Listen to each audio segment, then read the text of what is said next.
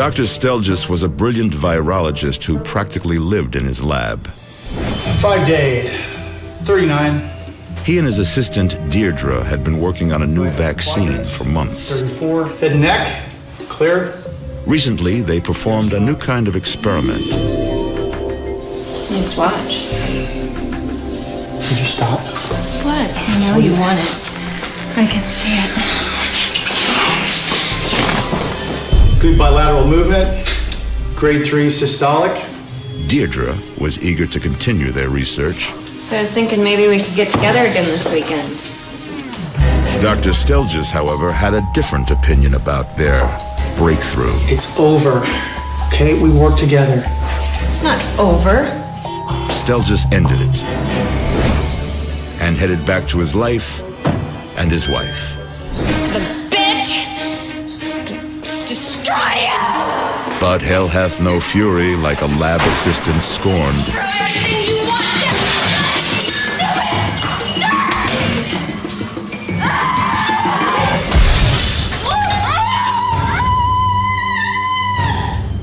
Deirdre grabbed sodium azide, an extremely volatile inorganic compound. In the presence of water, it converts to hydrogen azide. This hydrogen azide is its most potent toxic form in which it can violently react. In the presence of metals, it actually can detonate and is used actually as detonators for bombs. The metal sink was filled with water and chemicals. When the breaker exploded, Deirdre became immersed in a cloud of deadly toxic gas. It seared the skin right off her face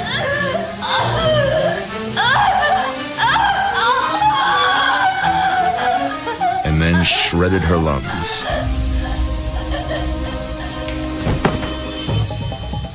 In this circumstance, with exposure to and inhalation of sodium azide, burning of the airways occurred, resulting in swelling of the airways and fluid accumulating in the lungs. Death was likely due to respiratory failure. Deirdre couldn't keep her lab coat on. destroy you! She couldn't keep her jealousy in check. And then the whole thing blew up right in her face.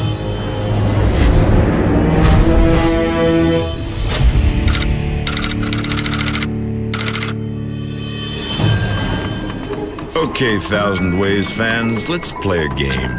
We'll pretend for a moment that you've actually spent some time reading books. Sooner or later, you would have come across the phrase, mad as a hatter. And you would have said to yourself, Self, I wonder where that phrase came from. Here to answer that question is Barnaby, a Connecticut hat maker in the late 1800s. Excuse me, sir. I need to have my hat refitted. Do you do that?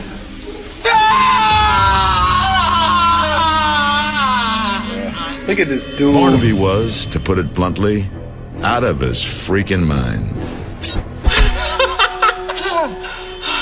This was a time when everyone wore hats, and hat makers were in big demand. But like Barnaby here, many of them went mad. It was a medical mystery that wasn't solved until decades later. Swine! Out! Out! There's a term called Danbury Shakes, which refers to Danbury, Connecticut, which was the mega center of hat making in the United States and the world. It was a disease that hatters would get because of their exposure to the mercury that was used in felting the hats. And they would inhale the vapors and would cause mercury poisoning, and this was applied to the animal pelts. In Barnaby's case, his years of exposure to the toxic mercury fumes compromised his nervous system, causing brain damage, erratic behavior, and hallucinations. Finally, with his brain fried, his immune system shutting down, and his major organs damaged beyond repair, the Mad Hatter who once was Barnaby closed shop. Forever.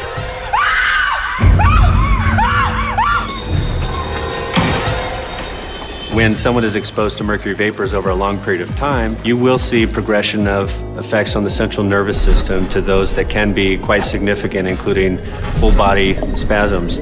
Combined with this, you would see kidney changes, and this would ultimately result in death. For Barnaby, making hats was a living, but the making made him mad. He lost his mind, Swine! his customers, and his health. And then it made him dead.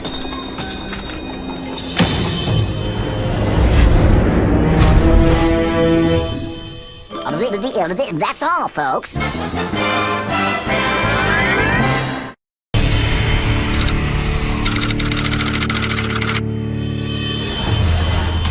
Hello? The next time you drop in on a taxidermy shop, be careful. Hey, I'm here to pick up my head. Hello?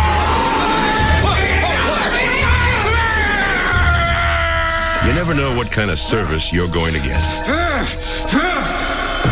Once upon a time, Norman was a healthy hillbilly who stuffed animals for a living.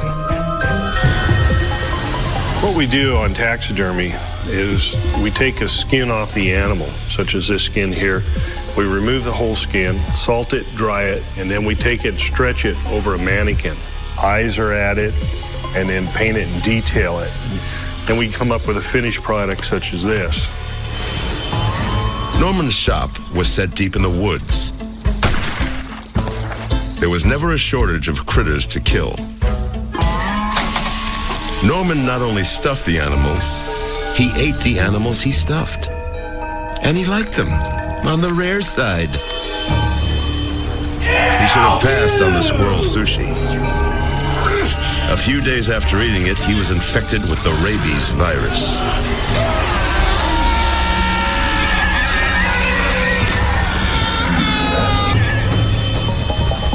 Rabies is a viral disease that causes acute inflammation of the brain called encephalitis. Not only can you get it from being bit by a carrier, the rabies virus can also live inside a dead carrier for up to 24 hours.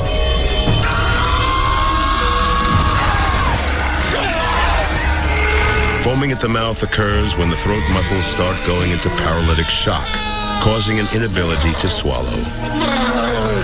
Saliva turns into foam. Only a handful of people who have ever contracted rabies are known to have survived. Norman was not one of them.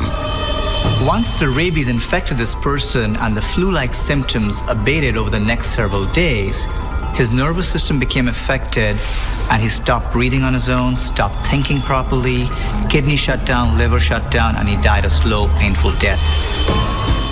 Norman stuffed animals for work and ate them for fun. But after he bit into the wrong one, Norman turned rabid and was done. You silly wabbit.